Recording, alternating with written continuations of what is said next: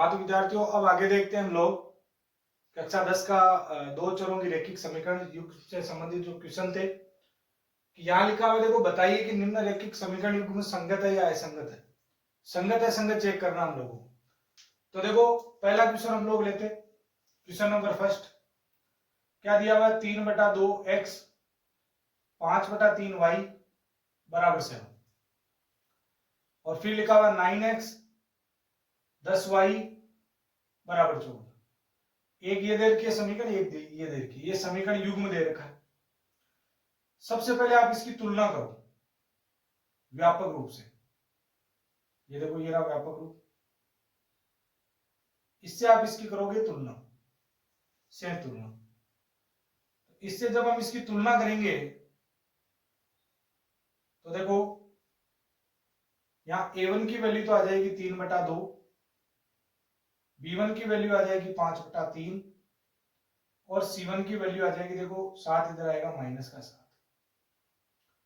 फिर देखो a2 की वैल्यू आ जाएगी 9, b2 की वैल्यू आ जाएगी -10 और c2 की वैल्यू आ जाएगी -14।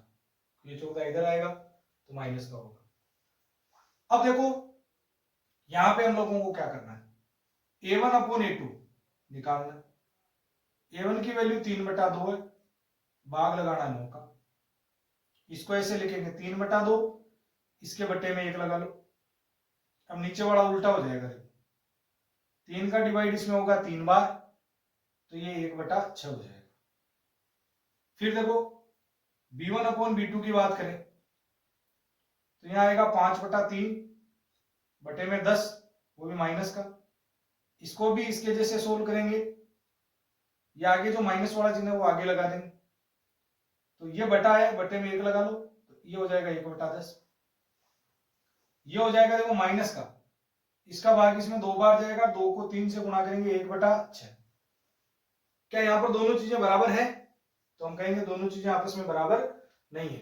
कौन? a1/a2 is not equal b1/b2, और ये दोनों चीजें बराबर नहीं है। तो हमें पता है इस कंडीशन में रेखा एक प्रतिच्छेद करती है, और प्रतिच्छेद करती है समीकरण निकाय क्या होता है? संगत होता है। तो निकाय क्या है? संगत। तो हम लोग लिखेंगे संगत निकाय। इस कंडीशन में निकाय क्या होगा? संगत होगा।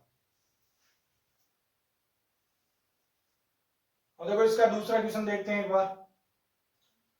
4/3x 2y -8 बराबर 0, इधर लाके लिख दिए। 2x 3y -12 बराबर 0। वही हम लोग a1x b1y c1 बराबर 0 और एक a2x b2y c2 बराबर 0 से क्या करेंगे? तुलना। ये व्यापक रूप है, इससे तुलना करनी है हमेशा। अब इससे तुलना करेंगे तो a1 की वैल्यू देखो कितनी आ जाएगी? 4/3, b1 की वैल्यू कितनी आ जाएगी? 2 और c1 की वैल्यू -8, a2 की वैल्यू 2, b2 की वैल्यू 3 और c2 की वैल्यू -12। अब हम लोग a1/a2 की वैल्यू निकालते हैं। देखो तो 4/3 बटे में 2 और बटे में 1 लगा लो, 4 पद हो गए तो 4/3। ये देखो नीचे नीचे वाले गुणा हो जाते हैं, बीच बीच वाले गुणा हो जाते हैं, नीचे ऊपर वाले गुणा हो गए, बीच बीच वाले गुणा। ऐसे ये उल्टा हो जाएगा नीचे वाला, 2 का इसमें डिवाइड 2/3। यहां बात करेंगे b1/b2 की बात की। b1 की वैल्यू 2 और b2 की वैल्यू 3, ये भी 2/3 आ गया। अब निकालो c1/c2। c1/c2 जब ये दोनों बराबर हो तो c1/c2 निकालना जरूरी है। तो c1/c2 क्या आएगा? देखो -8/12, ये भी माइनस का, माइनस माइनस कट गया, 4 का भाग ऊपर वाले में 2 बार, नीचे वाले में 3 बार, तीनों अनुपात बराबर है। देखो a1/a2 बराबर b1/b2 बराबर c1/c2, तीनों बराबर है। देखो, और जब तीनों अनुपात बराबर हो तो हम लोग क्या कह देंगे? निकाय क्या है? संगत। निकाय क्या है? संगत। क्यों? क्योंकि जब तीनों अनुपात बराबर होते हैं तो रेखाएं क्या होती है? समपाती। इस कंडीशन में रेखाएं क्या होती है? समपाती। पूछा जाता है हलों की संख्या। हलों की संख्या एक ही कंडीशन होती है जिसमें संधाय निकाय जो कि असंगत होता है, एक ही कंडीशन होती है, वो कौन सी होती है? संपाती, ये समांतर वाली। 3 हलों की संख्या अनेक, हलों की संख्या की बात करें तो अपरिमित रूप से अनेक हल, अपरिमित रूप से अनेक हल।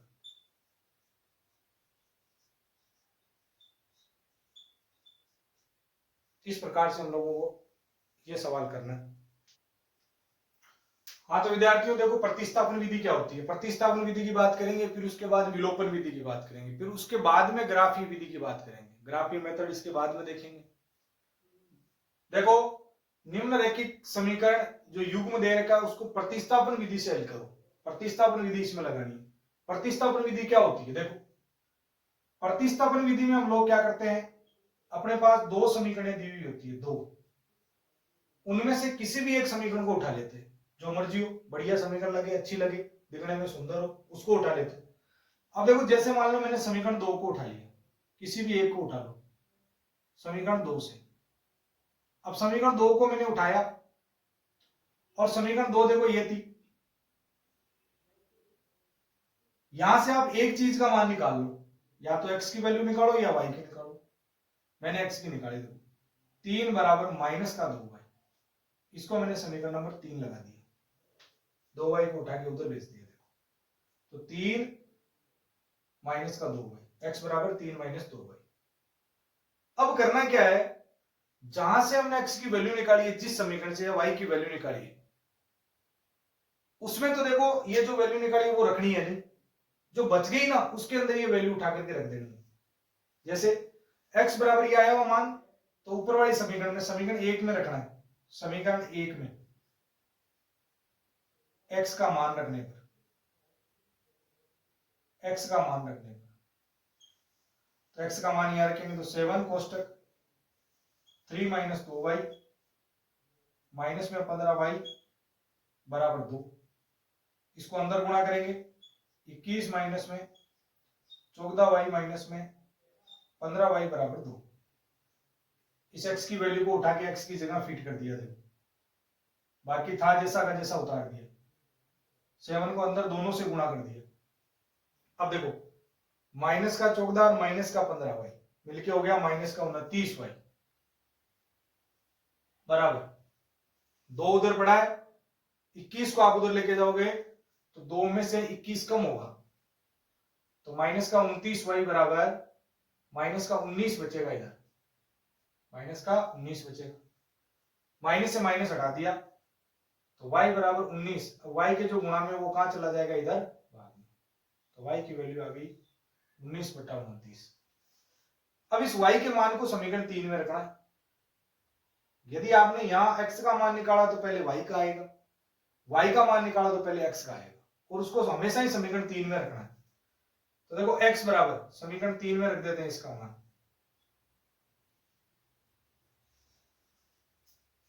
x बराबर 3 माइनस 2y की जगह 19/29 रख दिया। अब देखो x बराबर क्या आ जाएगा, 3 माइनस, इसको इससे गुणा करेंगे 38 हो जाएगा, नीचे 29 आ जाएगा। अब देखो 29 को इससे गुणा करेंगे 87 हो जाएगा, 87 माइनस 38 बटा 29 हो जाएगा। तो यहां कितना बचेगा, देखो लास्ट में 9 बचेगा, या 1 कम कर लो, 7, 7 में से 3 गया 4 बटा, यहाँ x की वैल्यू कितनी आ जाएगी, 49/29। तो x y की वैल्यू तो ये होगी, x की वैल्यू ये होगी, और इसने ये बोला प्रतिस्थापन विधि, तो ये होती है प्रतिस्थापन विधि। एक समीकरण को उठाते हैं, वहां से x या y का मान निकालते हैं, उस मान को शेष समीकरण में रख देते हैं, जो बच गई उसमें रखते हैं, वहां से एक मान आ जाता है, उस मान को वापस समीकरण 3 में रखने पर जो बच गया वो मान आ जाता है। इस प्रकार से ये होती है प्रतिस्थापन विधि। और प्रतिस्थापन विधि के हम लोग 2-3 क्वेश्चन सीख लें हम लोगों को, देखो और आगे देखेंगे क्वेश्चन। निम्नलिखित समीकरण युग्म का प्रतिस्थापन, प्रतिस्थापन विधि से इसका हल ज्ञात करना है। तो प्रतिस्थापन विधि देखो वही सेम जो हमने पिछले क्वेश्चन में अभी देखी है। सबसे देखो पहले इसका एक काम करो, इनके ये दशमलव हटा लो सब, कैसे हटेंगे देखो, पहली समीकरण 1 है तो इसको मैं थोड़ा सा हल कर लेता हूं। ये जो समीकरण 1 है उसको उठाया, देखो पीछे से देखो एक संख्या बाद पॉइंट, एक संख्या बाद पॉइंट, एक संख्या बाद पॉइंट, सबके हटा दो पॉइंट, तो ये 2x 3y ये हो जाएगा 13, इसको 1 नंबर लगा दो। अब दूसरी वाली समीकरण उठाए, यहां देखो इनके भी एक एक संख्या बाद में पॉइंट है, दशमलव है, तो इनको भी सबको हटा सकते हो आप एक साथ। 4x 5y 23, ये समीकरण दो, ये समीकरण 1, समीकरण 2। अब सेम पीछे वाली जैसी समीकरण बन गई, एक समीकरण उठा लो, समीकरण 1 उठा लो, 2 उठा लो, कोई सी उठा लो, समीकरण 1 से। समीकरण 1 देखो 2x प्लस 3y बराबर 13 है, यहां से एक चीज का मान निकालो, जैसे मैं x का निकाला 13 माइनस 3y, y वाला भाग उठ करके उधर गया तो नेगेटिव हो गया, माइनस करो, x बराबर हो जाएगा 13 माइनस 3y, ये 2 कहां जाएगा इसके बेटे में, इसको आप 3 नंबर लगा दो। इस मान को उठा करके समीकरण 2 में रख दो, क्योंकि 1 से तो हमने मान निकाला है, जो यहां काम में ले रहे हो ना उसमें इस मान को नहीं रखना, दूसरे वाले में रख देना। तो इसको हम लोग समीकरण 2 में रख देंगे, तो x का मान कहां रखोगे, समीकरण 2 में रखने का, समीकरण 2 में रखने का।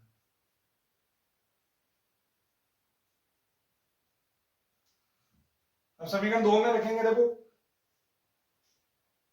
4 की जगह 4, बाकी ये वैल्यू लगा दो x की जगह, 13 माइनस 3y बटा 2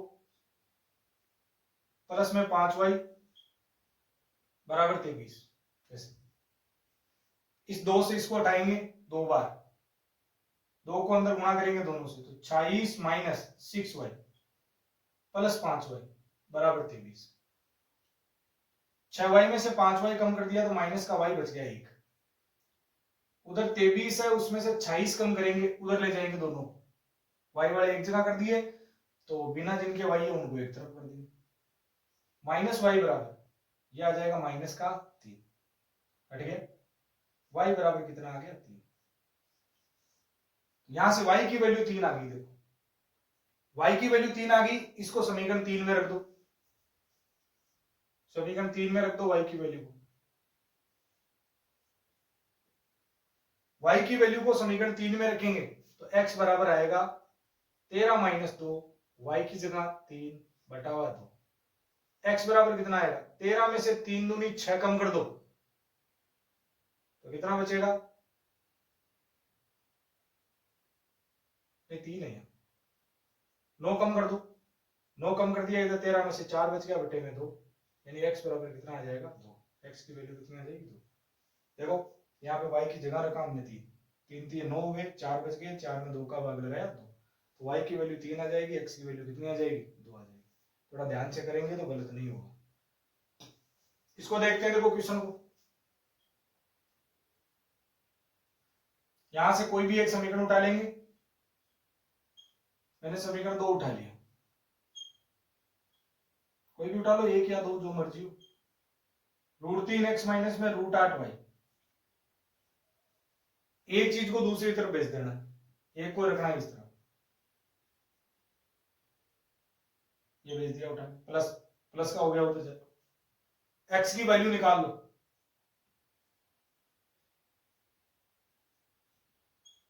ये समीकरण 3 हो गया। अब यहां से x की वैल्यू है ना समीकरण 1 में अप्लाई करनी है, क्योंकि 2 को तो हमने यहां काम में ले लिया, तो समीकरण 1 में x की वैल्यू रखो, तो √2 तो है ही, √8 बटा √3 ये y प्लस में √3y इक्वल टू 0, वैसे। अब देखो यहां भी y है, यहां भी y है, कॉमन आ गया y, अंदर क्या बचा, √2 √8 बटा √3 इधर √3 इक्वल टू 0। देखो हमेशा ध्यान रखो, यदि इस पद में x और y नहीं है तो आप इसको इसके नीचे भेज सकते हो, यदि ये 0 नहीं है तो हम लोग इसको इसके नीचे भेजेंगे, तो y बराबर हो जाएगा 0 बटा √2 √8 बटा √3 इधर √3, इसको उठा करके इसके नीचे भेज दिया पूरे पद, जैसे इसके नीचे भेजा ऊपर 0 है, जिस कारण से पूरी चीज क्या हो जाएगी 0 हो जाएगी, y का मान 0 आ गया। अब y वाले मान को समीकरण 3 में रख दो, तो x बराबर हो जाएगा √8 √3, और यहाँ y की जगह 0 डाल दिया, तो x बराबर भी क्या आ जाएगा 0, क्योंकि किसी भी संख्या को हम लोग यदि 0 से गुणा कर रहे हैं ना नंबर को, तो आंसर 0 आएगा। अब लिखते हैं अतः x बराबर 0 आ गया और y बराबर भी क्या आ गया 0। तो इस समीकरण निकाय का हल क्या हो गया, x बराबर 0 y बराबर 0। इस प्रकार के ये इंपॉर्टेंट सवाल भी है, इस प्रकार के पूछेगा आपकी बार। ये 2-3 जो मैंने क्वेश्चन, एक दशमलव वाला करवाया, एक वो भिन्न वाला करवाया था और एक ये करवाया था, इनमें से प्रतिस्थापन विधि से एक आध क्वेश्चन पूछने की आशंका है आपकी बार, तो इनको थोड़ा ध्यान में रखेंगे, याद कर लेंगे इनको, बस बात ही है। तो अब देखेंगे आगे अगली क्लास, जिसमें हम लोग देखेंगे विलोपन विधि, कम से कम 5-7 उसके क्वेश्चन करेंगे, विलोपन विधि होती क्या है, और फिर उसके बाद में हम लोग पढ़ेंगे ग्राफीय मेथड। ग्राफीय मेथड आसानी से समझ में आएगा यदि ये दोनों विधियां ढंग से पढ़ी हुई है, ढंग से एक भी विधि याद हो गई, एक भी विधि आने लग गई, तो ग्राफीय विधि उतनी खतरनाक नहीं है, फिर आसान हो जाती है वो। क्यों? क्योंकि यदि इस समीकरण निकाय के हमने पहले ही आंसर निकाल लिए और फिर उससे हम लोग ग्राफ बनाए तो ग्राफ गलत नहीं होगा। तो इस प्रकार से हम लोगों को पढ़ते रहना है। Okay bye, take care.